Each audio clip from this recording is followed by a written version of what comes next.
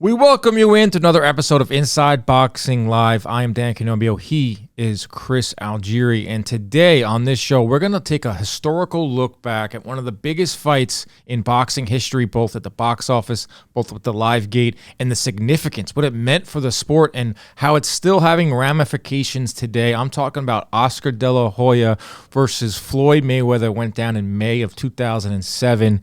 It was dubbed as the fight to save boxing. So we'll go through the background, the lead up, where each guy was heading into this fight, the fight, and the aftermath. Chris Algieri, how are you, sir? Where did you watch Mayweather versus De La Hoya in 2007?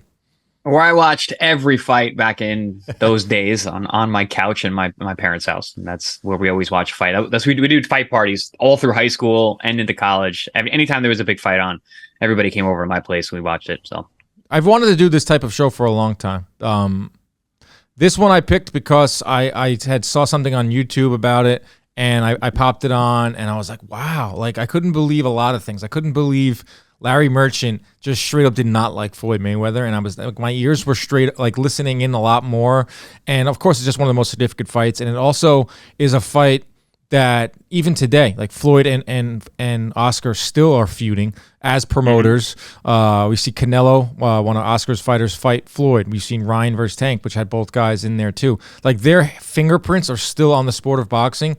And this fight happened at such a precarious time in boxing where UFC had already taken over in terms of viewership and ratings and all that. But it was an awesome fight. It felt like a real mega fight. You know, May 2nd, 2007, they dubbed it World Awaits. I remember it just feeling like a big deal because at the time, Oscar had been out of the ring for a while. He had his comeback fight. He was out of the ring for like 20 months. The top 5 pound for pound was interesting. It wasn't like there wasn't a face for the sport because Mike Tyson was on his way out. Roy Jones had just lost to Tarver. Bernard Hopkins was upset by Jermaine Taylor. And then, like I said, Oscar hadn't fought in 20 months. So the top 5... And he had been knocked out by Bernard Hopkins to the body. That's exactly. That's why he wouldn't fight for 2 months, for 20 months, yeah. Right, and Oscar was on the way out anyway. He was 33, which is insane because he started his career so young and fighting in such big fights. The point I'm trying to make is that it was a time for another big name, like the next face of boxing, and that was Floyd Mayweather. But Oscar was the 6th division world champion. He was the baby face. He was the marquee attraction, even with all those losses, even not fighting for 20 months. His first fight back was Mayorga, and it did which 1 was an million. awesome fight. It did 1 million pay-per-views. Mayorga had those 2 big wins over, was it Forrest? Vernon Forrest, yeah. Yeah, and then he goes right into the Oscar fight. That just showed you that Oscar in 2006, 2007, despite being towards the latter part of his career, was still such a mega star. He's the golden boy. I mean, dude, especially earlier on when he was like an absolute monster. I mean, he was my favorite fighter in the 90s. You know, this is, like you said, this is at the tail end of his career, really, especially being competitive at the top guys. But so, you know, he went up to that ill-fated campaign at middleweight. You know, he had that terrible fight with Felix Sturm that he definitely should have lost. Then he fights Bernard Hopkins. He gets stopped with a body shot. They look like they were 5 weight classes apart from each other that night. And there was just, you know, there's a lot of luster was knocked off of De La Hoya at that point. But then he comes back, and there's always going to be eyes, and he fights Mayorga. And Mayorga had, like you said, beat Vernon Forrest. He lost to Trinidad, but he was in a competitive fight with Trinidad. That's when he took his chin down. He took like 2 huge left hooks from Trinidad, just let him him like a psychopath. That was awesome.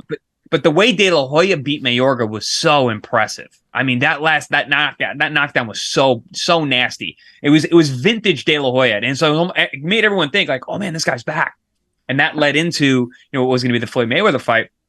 And, you know, I'm going to take a really hot take here, right? So the name of it was the fight to save boxing, right? Well, the official slogan was "The World Awaits," but there was pretty sure a Sports Illustrated cover that said "The Fight to Save Boxing." I'm gonna say it's the fight that ruined boxing. Oh, wow! Because it anointed Floyd Mayweather as the king, the money man, the guy. Yeah. But then he made this 50-0 thing. This undefeated record thing, I think, has been such a scourge on the world of boxing because you don't need to be undefeated. That's not how you get the best fights. The best fighters in the world in the 80s had losses. They fought each other. We've got everyone now trying to protect their O's, and that was developed by Floyd. Floyd was that guy. Now he's 50-0. Everyone's goal now is to be this Floyd. This fight started it too for Floyd. Yeah. This fight was the birth of Money Mayweather. That night he went from Pretty Boy Floyd to Money Mayweather. He was a villain heading into the fight, but he wasn't a villain on this stage yet. This is also a fight, an event that birthed HBO boxing 24/7, which now is a staple of every single big fight when they're on Showtime with All Access. Top Rank does their own thing. This was the fight that made Floyd Mayweather, in which now his fights from that fight on against Oscar became, how can we figure out a way to beat this guy? Because he had a lot of people going against him. I mean, HBO, pretty damn clear they did not want to build around Floyd Mayweather. There was even a line as Oscar was making his way to the ring in this fight. Larry Merchant, he would do his little soliloquies, and he was just like, people love Oscar because he's the gold. He won a gold medal. Oscar and Floyd won a bronze. Oscar's handsome. Floyd's okay looking. Oscar, he literally said that. Oscar fights with a crowd-pleasing style, and Floyd does not. And lastly, Oscar has a fan base of Mexican Americans, and Floyd does not. This is on the walkout to the ring with the most eyeballs possibly on. It was very clear that HBO did not want to build around a guy like Floyd, but Floyd is the one who took this fight, pushed for it. He was pushing for it when he was at 130 pounds. So that's where Floyd was in the lead up to this fight. He had been a champion for 9 years, 130, 135, 140, 147. He had already fought Jose Luis Castillo. He beat Corrales. The Castillo fights were controversial. And then he got into pay-per-view Floyd. He had 3 pay-per-view headliners before the Mayweather fight. It was Gotti. Arturo, that was a sad day for me. Savage beatdown for all. Sad day for me. If you're a Gotti fan, you knew what was going to happen in that fight. But that was the one that was like really, really well marketed because that was his breakout money making fight. Yeah, that was the biggest money he had made before De La Hoya. Yeah, 340K pay-per-views, and it live gate was huge. It was in AC. It did massive business. Zab Judah for 370 pay-per-view buys. Bad blood fight. Yeah, bad blood. Obviously, that they had that big melee. Roger Mayweather was suspended for a while, and then there was the Carlos Baldomir fight, which Baldomir had upset. Who did he upset? He beat Judah. He beat Zab. Yeah, I was at that fight. It was at the Little Room in the Garden. Yep, yeah, he beat Judah, but the IBF still recognized Judah as the welterweight champion, so they went ahead with Mayweather-Judah. But Mayweather had fought 3 pay-per-view fights before he hopped into this huge fight. And what's interesting about Mayweather in this fight is this fight was contracted at 154. This was for De La Hoya's 154-pound title. Mayweather had only fought one legit welterweight before he hopped up to. He only weighed in at 150 for this fight. He actually said afterwards that was 148 on fight night. He had only fought Zab Judah at welterweight, and he went right up to fight a 154-pounder. So that was pretty incredible. Well, no, he fought Baldomir at 47 too. Right, so two fights at welterweight, even though Judah was a smaller welterweight. But to go from like 1 year before that, or 18 months before the Mayweather versus De La Hoya, Mayweather was fighting at 130, 135. Like, that was a big time jump up to 150, 154. That's like Gervonta Davis, like, fighting at 154 like this year. So I think Mayweather trusted his talent so much and trusted that this was his moment at age 29, 30 with all those pay-per-views that we just listed, that it's now. Like, it's now for me to get that torch passed to me.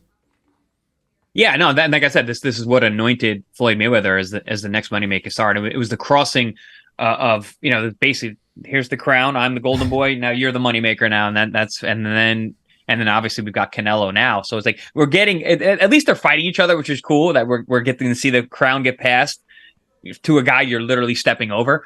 But yeah, no, then it became the Floyd Mayweather era after this fight. Once De La Hoya was in the rear view, he was never really competitive after that fight with anybody big. I mean, he fought Stevie Forbes, which was a weird fight, and then he fought Pacquiao and got completely decimated. So yeah, De La Hoya, this was his last hurrah. Mm-hmm. And he fought well. De La Hoya actually put up a very good fight, a competitive fight. And in hindsight, because we didn't really know who Floyd was. I mean, insiders knew he was that good, but like you said, moving up in weight and fighting De La Hoya, and De La Hoya was reinvigorated. He was getting back in shape. He was fighting at his weight class. They were. It was a really good performance from De La Hoya, because really, ultimately, if we look back at it, it's like, oh yeah, of course Floyd was going to win that fight. Right. That style was always going to beat him. Especially as he was older. But yeah, I mean, it was actually a good fight. I mean, controversial too. A lot of argumentative people about it. Always going to be controversial. We'll get to the fight. I was one of those people. I would score it over and over again because I was such a De La Hoya fan. You're looking for rounds. Looking for rounds. The HBO broadcast was looking for rounds to give them. HBO broadcast had it almost even after 8. We're getting to the full fight breakdown. But just some more background. The fight did a $19 million live gate. That was a record at the time. It beat out Holyfield Tyson 2 by almost $3 million. At the time, it was the most lucrative boxing event ever, bringing in $130 million in revenue. It did 2.4 million pay-per-view buys, which set a record at the time, which was broken by Mayweather-Pacquiao. It was also broken by Mayweather-McGregor. So you take away the Mayweather-McGregor, which was kind of a circus fight, and you take away Mayweather-Pacquiao, which we knew was going to be huge numbers. Those were $4 million pay-per-view buys. This was like the third biggest pay-per-view of all time, 2.4 million buys in 2007. So it was a huge success. In terms of money, including percentages, De La Hoya earned $58 million for the bout, the highest purse ever for a fighter. Previous high was $35 million, held by Mike Tyson and Holyfield. Mayweather earned $25 million. And some other funny storylines, I don't know if funny is the right word, but interesting, was Floyd Sr. Do you remember this? Floyd Sr. had been training De La Hoya for the previous 7 fights. And De La Hoya to this day says Floyd Sr. was the best trainer I've had, and De La Hoya had a ton of trainers. But for this fight, Floyd Sr. was conflicted because he was estranged from Floyd. They weren't working together because Floyd was training with Roger. But Floyd Sr. kind of didn't want to be in the corner of Oscar. Like, he didn't want to take it that far where he's literally in the corner trying to figure out a way to beat his son. So I think he priced himself out of being the trainer. So De La Hoya went with Freddie Roach for the first time. So that was a key component of this fight. But that was interesting. Seeing Floyd Sr., he was like so conflicted. Like, he wanted to say so much, but that was a big storyline in this fight, was Floyd Sr. kind of like being in the middle of these two. Number one, I respect that from Floyd Sr. That's your son. I mean, you don't want, like you said, you don't want to be across the ring thinking of a game plan to get your son defeated, especially when his career is going to go on for so much longer than your guys. And secondly, I think actually Freddie Roach was a better trainer for that particular fight. If De La Hoya tried to sit in front of Floyd and roll shoulders and counter, he was going to get smoked. So the aggression that De La Hoya showed in that fight, not to say that, you know, he needs a trainer to tell him how to fight, but I think Freddie Roach's style as a trainer, which is one of being very aggressive, being offensive, throwing a lot of punches, I think was probably a good thing. Yeah. Before we get to more of the lead up, Chris, can you believe we've had 7 months without an NFL game? Can you believe that? I can believe that because I don't really watch NFL. So. Well, I do. Crazy, right? Well, good thing that's over. NFL is here, and DraftKings Sportsbook, the official sports betting partner of the NFL, is giving you a can't-miss offer for week number 1. This week, new customers get $200 in bonus bets instantly when you bet just $5 on any NFL game. DraftKings is hooking everyone up with game day greatness. All customers can take advantage of 2 new offers every single game day this September. Check the app to see what you can get. And now it's time for the longest disclaimer ever. My lungs. Here we go. Download now. Use code IBL to sign up. New customers can take home $200 in bonus bets instantly for betting just $5. That's code IBL only on DraftKings Sportsbook, the official sports betting partner of the NFL. The crown is yours. Gambling problem? Call 1-800-GAMBLER or visit www.1800gambler.net. In New York, call 877-8-HOPE-NY or text HOPE-NY at 467-369. If you live in Connecticut, help is available for a problem gambling. Call 888-789-7777. Please play responsibly on behalf of Boot Hill Casino Resort. 21 plus age varies by jurisdiction. Void in Ontario. See dkng.co/football for eligibility terms and responsible gaming resources. Bonus bets expire 7 days after issuance. Eligibility and deposit restrictions apply. My lungs feel like Oscar's lungs felt in this fight at age 34. Yeah, after the 8th round, I'm actually watching highlights right now. I mean, it was a very competitive fight, and then he just ran out of gas, and that was a common theme in De La Hoya in the later part of his career was his gas tank. He just wasn't able to sustain the action like he did when he was younger. But that happens to a lot of fighters. So yeah, that fight was very competitive for the first 8 rounds, and then Floyd just ran away with it as he tended to do at late in fights. Well, that's what Floyd's game plan was. At the 8th or 7th or 8th round, he looks to Ellerby and says he's going to get tired. And he did. But just a little more on the lead up because this fight was so significant for where it was happening, what time it was happening. 2006. Like we said, boxing was looking for a new face, right, Chris? They were looking for that next face. There's got to be one face. Right now we're in the Canelo the money era. train. You got to have the golden boy, the money train, the face of boxing, however you want to call the moniker.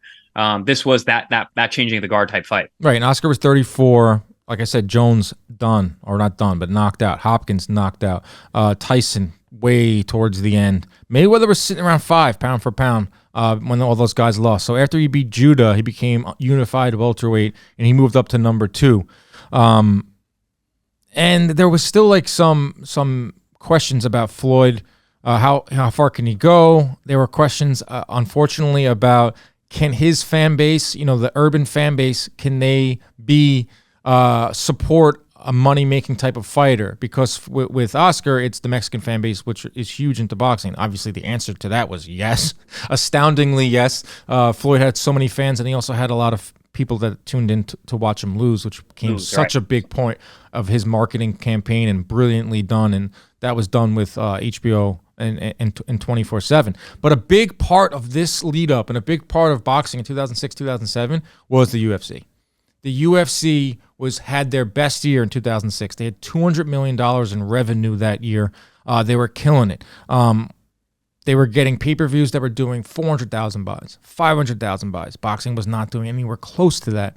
And it topped out the end of 2006. Chuck Liddell, Tito Ortiz did nearly 1 million pay-per-views to end the year. And I think that's when everyone in boxing, whether it was Arum, whether it was Oscar, whether it was people at HBO, Showtime to a lesser degree, because they didn't have the roster that HBO did, they were like, oh shit, we need to do something fast or we're going to get left in the dust. And they had to come up with this fight. But this was a big part of the lead up.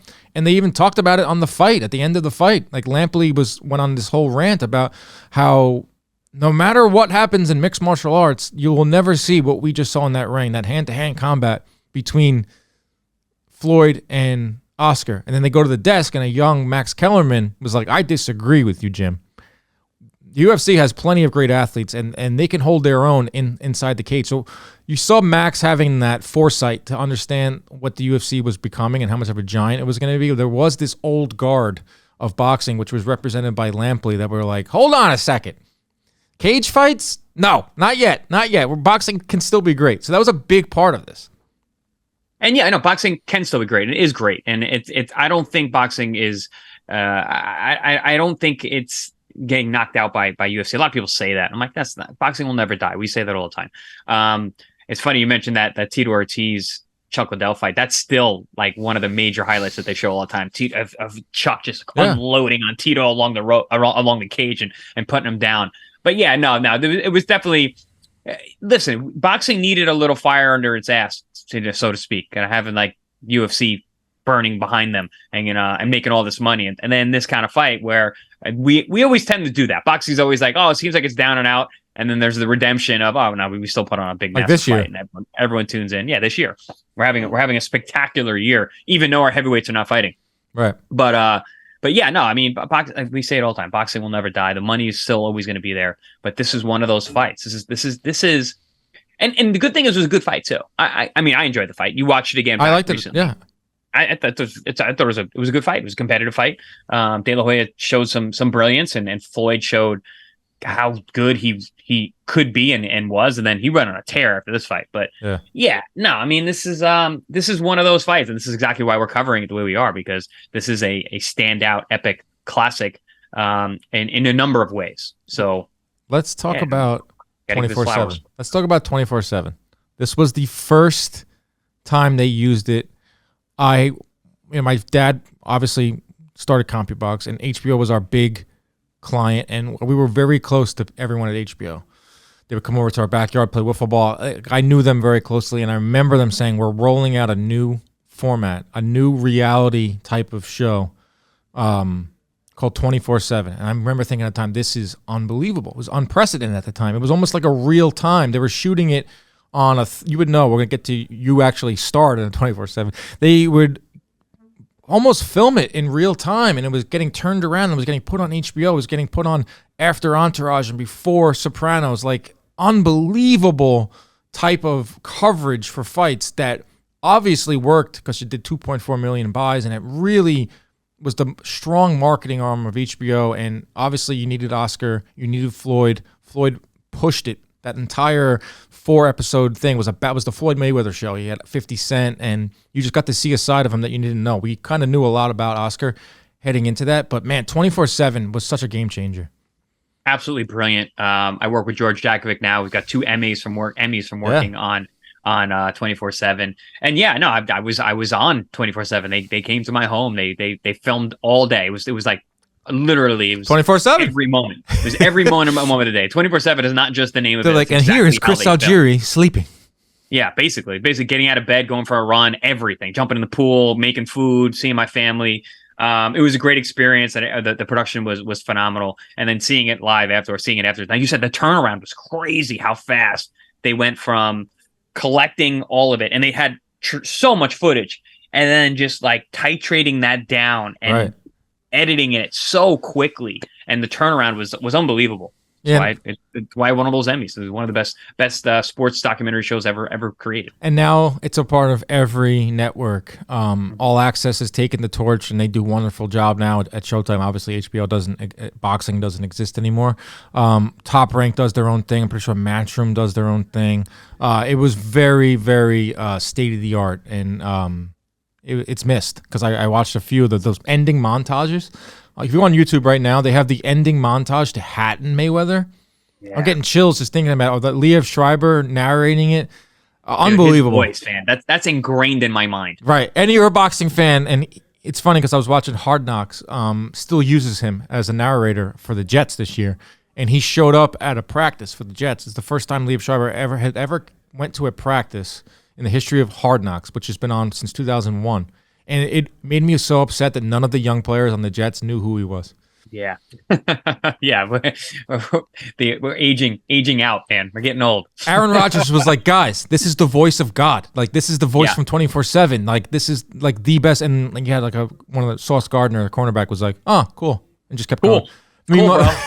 Fist bump. Yeah. Cool, bro. Oh, that's cool, man. You do a little acting. You do a little voiceover work. The guy was like the voice of our childhoods as boxing fans. Yeah, 24/7 was sick. That just helped elevate this fight so much, and what made it such a success. And it brought you into the living rooms of fighters. Another big thing to lead up to this, before we get to the fight, was how Bob Arum and Top Rank were not part of this fight. Oscar had worked his way out of Top Rank a few years earlier, and he started Golden Boy. And he started with Bernard Hopkins, and Shane Mosley was involved. It was unprecedented at the time as well, because Oscar was a fighter, and he was also a promoter at the same time. That had never happened before. And his whole thing was, I'm going to get rid of these terrible contracts. I'm going to give you guys more money. I'm a fighter. So I know what's best. No longer will you have to worry about Don King. No longer will you have to worry about Bob Arum. But that was the case with Floyd. Floyd was signed with Top Rank in the early part of his career too, and Floyd wanted to fight. He wanted to fight Cotto. He wanted to fight Ricky Hatton. He wanted $20 million guaranteed to fight Oscar, and Arum was like, "No, like I'm not gonna do a deal with Oscar, who just left my company famously. So that's not gonna happen." So Top Rank and Floyd work out a contract buyout for $750K, which is, I can't believe that is such a low number. So crazy. I think Top Rank just let him go. I think they were just like, whatever, like, you can go, because they could have like dug in. $750K? That's all you got back for the rights to Floyd Mayweather?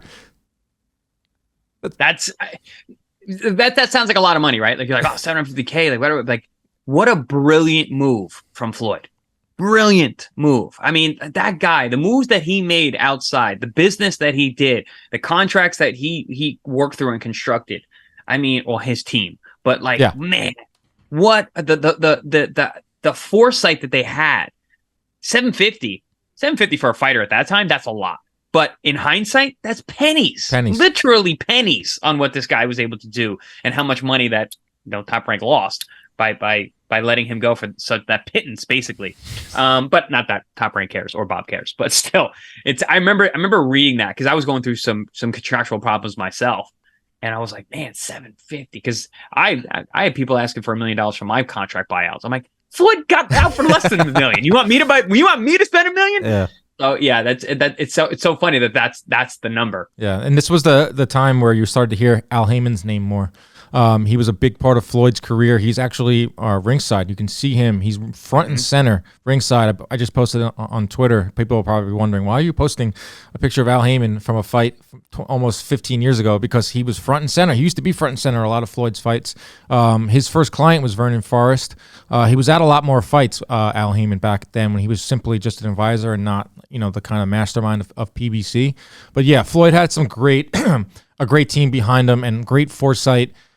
This fight was the one that was going to launch him. I wonder if he even knew how much it would launch him, and he would go on for another 15 years of dominating. But that's the lead up. Arum not involved in a massive fight for the first time in years was an interesting little side bit if you're into the business side. In terms of where each guy was heading in, like we talked about De La Hoya. He was 34, Chris. He had already won six division world champion. He had already headlined 17 pay-per-views. And he was already an Olympic gold medalist. So obviously, that's how he started. And a crossover star. Massive money on star. money. Hard to even properly gauge how big of a star he was. If you hadn't watched the doc that's out right now on Oscar, go watch it to understand just how big he was. Chavez Sr., Trinidad, Mosley, Hopkins, Vargas, Mayorga. Huge fights. And now he's like, all right, I got two more in me. So I'll fight Floyd, and then I'll eventually fight Pacquiao. So that's where Oscar was heading into this fight. Mayweather, we just talked about, he was regarded as like a top 5 pound for pound guy, smaller fighter, didn't exactly have a great fan-friendly style. Like Pretty Boy Floyd at 130, 135 was a lot more aggressive than we saw at 147 when he was regularly fighting bigger guys, when his hands started to break down. But he still was exciting at 135, 140. And he heads into this fight with those pay-per-views, with the Gotti, Judah, and the Baldemir, and on the cusp, like right on the cusp of being like a superstar, and needed that one guy in Oscar to kind of put him over. It has like WWE vibes to it, right? They see this in the storybook WWE thing where you're the one guy who's like just about to be a star. He needs that like superstar to put him over, to lose the fight or lose the match, and that was De La Hoya in this case, even though Oscar did try to win. Let's get to the fight, Chris. This is why we have you here. Big one. I scored it last night. I watched it again. I don't like scoring fights when I know the winner already. But I had it 8-4. I couldn't even make it even wider for Floyd. He was so precise, man. He landed like 45% of his power shots. This was also the birth of Floyd just picking people apart, throwing 35 to 40 punches around, being so precise, punches that the broadcasters weren't seeing. Punches that CompuBox was seeing because he was getting credited with almost 45% of his landed punches. Just surgical, man. He was unbelievable that night. And it wasn't even his best performance, I don't think. I just think he was just that much better than Oscar that night. How did you have it scored? In your many different scores. I had it 7-5. Very, very biased for De La Hoya. No, you did not have it 7-5 for Oscar. No, 7-5 for Floyd. But I was very biased because that's why I gave Oscar more rounds. No. Gotcha. So I remember I haven't being honest, I haven't watched it recently, but I do remember watching it quite a bit, over and over again after trying to score and trying to figure out a way that De La Hoya would win, and he just didn't. And that was like I knew, Floyd definitely won the fight. But if you watch it, I mean, Floyd, like you said, surgical technician, absolutely wonderful in terms of his counterpunching ability. But the game plan, the strategy, that was the thing that always stuck out to me about Floyd, is he had a game plan strategy and he would set things up. You mentioned the Diego Corrales fight. His father yelling, he's going to be ready to go this round, that round, this round is exactly what happened because they're setting things up. And in that fight, that was that beautiful stab jab to the belly button that Chico had no defense for and just getting stuck. And that turned into the left hook, which actually got him out of there. So similar in the De La Hoya fight, they had a strategy, and it was, first of all, stay off the ropes because that's where De La Hoya did his best work, and try to counter from there, but also hit him in the body whenever you get the chance. If you watch the body punches in that fight, they're brutal. First 4 rounds, yeah, Floyd was landing that jab to the body, and he was going to the body a lot. A lot with both hands. And as the fight wore on, he's very, very sneaky with body punching. Floyd was an excellent, excellent body puncher. I don't think he gets a lot of credit for that because everyone thinks of him as a jab defense guy. Body punching was phenomenal. And he did it really well in that fight. And he knew that De La Hoya was going to tire out because De La Hoya tired out and at the end of his career. De La Hoya fought very stiff. He fought very aggressive. He knew he had to be on his front foot all night long. And he was expending a tremendous amount of energy while Floyd was he was chill. This was Oscar. Oscar was so hunched. So hunched, so flexed, so stiff, bound so tight. And Floyd was just super smooth and slick and rolling. Yeah. Well, he got hit with some big shots, though. Right hands over the top. De La Hoya fought a great fight. The jabs right to the nose of Floyd, bloodied his nose in that fight, too. Oscar has a hard jab. Most guys say his jab's like a right hand. And he landed some really good, sharp jabs in that fight. But, I mean, Floyd's precision, his defense, his countering off the ropes. I remember the roll and right hand. Bang! It wasn't even a hard shot. De La Hoya was, again, so heavy on the front foot. He was running into those shots. He got rocked one time, actually, with a right hand to the chin. That made him take a stutter step in those later rounds. But, yeah, just Floyd, that was when we were like, who is this guy? That was the birth of what Floyd Mayweather was in those biggest fights, those biggest opportunities against the bigger man. That was just that was him fighting the bigger man and having the game plan to do it. Right, and he did that for the majority of his career, fighting bigger guys. Tom Kazmarek scored the fight 115-113 for De La Hoya. Don't know what he was seeing. Floyd looked around like this. Yeah. That was that classic big fight, one bad scorecard. Chuck Giampa had it 116-112. That's probably in line what I saw, maybe even a little wider. Jerry Roth had it pretty close, 115-113 for Mayweather. Mayweather landed over 40% of his power shots. He landed more punches. Oscar threw more punches. Oscar in this fight claimed that he had the blueprint, and he said it even in the loss. He said, "I have the blueprint. That's how you could possibly beat Floyd." He was throwing those, like, in round 4, it was that flurry of body shots. Right? He was like basically just, it almost looked like a Rocky movie. He was hitting Floyd, but Floyd wasn't. None of them hurt him. None of Oscar's punches had a lot of zip on them. He had a few, like you said, but they were like few and far between. I just thought Floyd was on another level that particular night. Through 8 rounds is interesting when you saw the HBO bias kind of come out. I was surprised. Even Manny Stewart was like, this fight is close. It's up for grabs in the 8th round. It was. After 8, it was close. I had it 6-2 after 8. But once again, I don't like scoring fights when I know who won. It's like, if you know who won, you're kind of like snowballing some rounds. Like you're looking at it as if like, oh, wow. And especially if you're rescoring it almost 15 years later and you know how good Floyd is and you know, some of the what we talked about before, like people were not aware about how precise he was. And also, like, the broadcast brought up a good point. Like they thought, Larry thought, can you win a fight throwing 35 punches around, which Floyd was doing? Yes. There were a lot of rounds where Floyd was like 21 of 37 total punches and Oscar was 14 of 70. So that was a big discussion. Like Larry, right down to the bitter end, could not just give Floyd credit, was not ready to say that Floyd can be a star in the sport by fighting the way that he fought. In his mind, and that's fine at the time, his mind, Larry's mind, and maybe some at HBO were like, you have the way to be a star in the sport is you have to fight like Oscar did. You have to fight everyone and you have to come forward and you have to be a brawler. But this fight proved that, like, you don't. Like, if you have a charismatic personality, if you can figure out a way to reach the masses like Floyd did, and you can find enough people that understand the sweet science, like, yeah, you can have a 10-year run by throwing 35 punches around being a defensive wizard. Well, Floyd flipped the script. He turned all those old heads upside down in terms of, you know, what they thought was the formula for making a star. I don't know if there will be another Floyd ever again. I mean, he did it his own way, and he did it masterfully. And it's not traditionally the style that becomes the money train, the face of boxing, but Floyd did it, and he did it well for a long time. Now the fight ends. There's a big rally in the 12th round. De La Hoya throws a fight high, like almost 100 punches. I'll give credit to De La Hoya. He said afterwards he kind of took the loss fine. Like it was his 5th loss. He was kind of came in as a 2-1 underdog, 34 years old. It was kind of like a moral victory for him. But I will say that without him putting the pressure on Floyd, he put maybe one of the better fights against Floyd, if you think about it. Maybe Cotto and Maidana. But Oscar put up a really good fight. I mean, he said it himself. Without me putting the pressure, there wouldn't have been much of a fight. It wouldn't have been any excitement. I kind of agree with that. He had moments, but ultimately Floyd got his hand raised. But they bring in Floyd Sr. and hilarious interview. Merchant just pressing Floyd Sr. Who do you think won the fight? And Floyd Sr. goes, well, if you go by the scoring points, he goes, Oscar. He threw more punches. And Larry goes, well, they don't score fights like that. So who won the fight?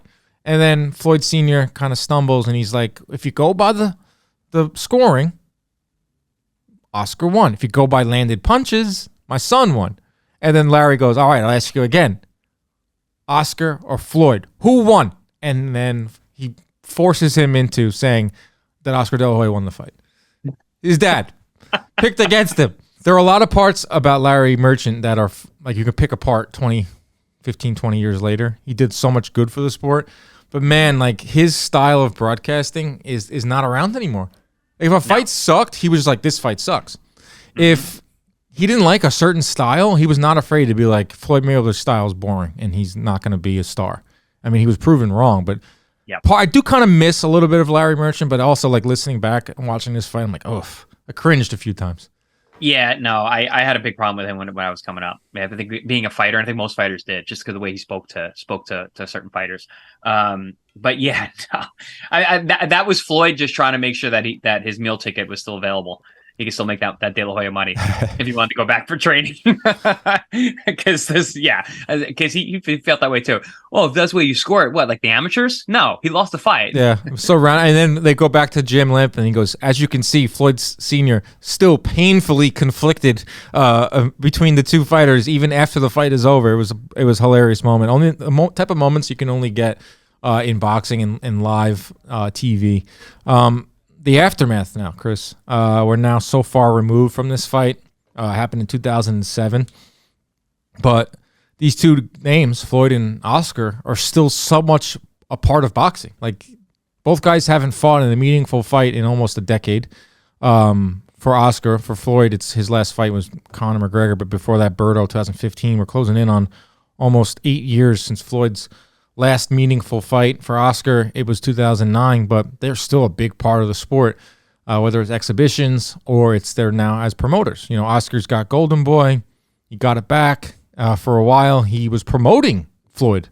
That's not Floyd. His next 10 fights, Floyd fought under the Golden Boy banner. Before Golden Boy went haywire, when Oscar had his problems with drugs and alcohol, when Richard Schaefer he popped in and took all the fighters, and it got ugly for a while. But as of today, you know, there's Ryan Garcia with Golden Boy, Canelo with Golden Boy for a while. Floyd's got his whole side with PBC in Gervonta. These guys are just like pillars of boxing, and I think they're going to be that for the next 15, 20, 30 years, as long as they want to stay in the sport. Well, De La Hoya is brilliant at, if you can't beat him, join him. You know, he brought on Shane and Bernard and Floyd, and he makes money with all of them. You know, De La Hoya is the Golden Boy, man. The guy knows how to make money, and he doesn't really put his ego aside because he still fights with he's still fighting with Floyd. Ryan Garcia posted a picture with Floyd. He said, "Oh, you're with the guy I beat." You know, like that little dig that he can't let it go. The fighter in him will never go away. Still to this day, man. Still to this day. The fighter in him will never go away, but also the Golden Boy will never go away. He will always make money. He will always be a part of the sport. You know, like you said, these guys are staples. These are gods of the boxing world. Yeah, awesome night where they came together, like ships passing in the night. Oscar on his way out, Floyd on his way up. There was a rematch clause that stated that Floyd had to take the fight if he lost. He did not lose. Obviously, Floyd flirted with retirement. Obviously, did not retire. He said after the fight, "I'm done." So there was like a contract language where Floyd got out of the rematch. They never fought again. I mean, probably could have easily fought again and brought in similar numbers money-wise. Instead, Floyd fought Ricky Hatton. And talk about an unbelievable build-up. Talk about an unbelievable 24/7. That fight brought in $25 million for Mayweather. Did crazy number. I think did just under 1 million pay-per-views. Hatton was like pretty much unknown. He only had 2 or 3 fights in the U.S., but you remember that 24/7. You remember the crazy Hatton fans, and you remember Floyd planting him into the turnbuckle. Basically decapitating him. Yeah. But for think of that year for Mayweather, who was guaranteed from Arum $7 million to fight Hatton or $10 million to fight De La Hoya. So Floyd says no to Top Rank, buys out his contract for $750, and what does he do in 1 year? He fights De La Hoya, where he makes like $30 million, and he fights Hatton, where he makes $25 million. So like a $55-60 million year for Floyd at age 29. Insane. No wonder he flirted with retirement so much. Yeah, I got all this money coming in, undefeated. After a fight, let me ask you. After a fight, like, do you think, like, right after when these guys are interviewed, and I think it's unfair. A lot of times, guys, they do bring up retirement. Is it because you just put through so much that you can't possibly think about doing this whole process over? Training camp sucks. Training camp is horrible. Like you're away from everything nice in your life. All the niceties are gone. You're stripping yourself down in terms of what you're doing to your body. You're super lean. You're hungry. You're mean. Your testosterone's through the roof. Everything. It's just like everything physiologically, mentally, emotionally is charged. Then it's after a fight. Your nerve endings are basically open to the air. You're so reactive to everything and anything. Talking to guys after fights is not a great idea. You're getting the most raw human you could ever get. So yeah, that's why guys say the things that they say after fights, and sometimes they get themselves in trouble, and sometimes they say things they don't mean. But yeah, training camp sucks. After a fight, the last thing you want to think about is the next fight. You want to go and rest and go ice your face and hands and just do anything besides anything do boxing. Anything but think about punching something or getting punched, or going for a run or doing anything like that. But yeah. De La Hoya would go on to fight Forbes and then cash out with Pacquiao. Took a beating in that one, and he was done. That was it. He didn't have any comebacks after that. He was out of the sport at age 35. Mayweather went on to fight Hatton, like we said, made huge money in 2007. Then he didn't fight at all in 2008. That was his pseudo-retirement. He came back and he fought Marquez, and that did 1 million pay-per-views. Mosley did 1.4. That fight? Ortiz, 1.2. Cotto, 1.5. Then he moved over to Showtime and fought Robert Guerrero, 1 million pay-per-view buys. Mayweather versus Canelo, 2.2. Maidana, Pacquiao did 4.6 million. Berto did 400,000.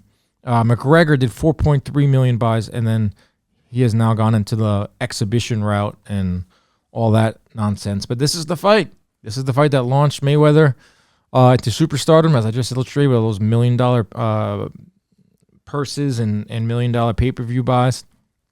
It will be remembered for a long time, this fight, Chris.